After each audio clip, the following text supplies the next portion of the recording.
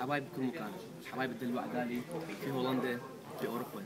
انتظروا دالي 11/2 في دنهاغ في حفله عيد الحب، بالاضافه الى لقاء خاص على اغانينا معي.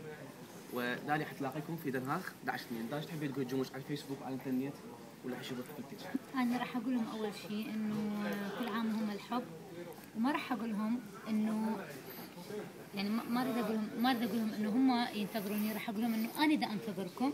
وان شاء الله تجون، وان شاء الله تكون حفله حلوه. اعوضكم على الاقل على حفله المشكله اللي صارت في راس السنه بالكريسماس لاسباب صحيه. فان شاء الله يا رب نكون موفقين بهاي الحفله. بدنا نحضر ان شاء الله، اكيد طبعا بدنا نهيئ لها وبدنا نتحضر بشكل كلش حلو. اريد تكونون ان شاء الله موجودين حتى الحفله تحلى بوجودكم، ونعيد الحفله هاي دائما وهوايه. اليوم مباشر عقب ان شاء الله اكيد. واكيد طبعا انتظرونا بلقاء مميز جدا على اغانينا، على اغانينا. اكيد طبعا ان شاء الله راح تشوفونا باشياء حصريه ويا الغالي حارته، راح تشوفونا ان شاء الله بلقاء حلو ومميز. واقول لكم راح انتظركم يوم 11 بالشهر، يوم الجمعه بدناغ بعيد الحب.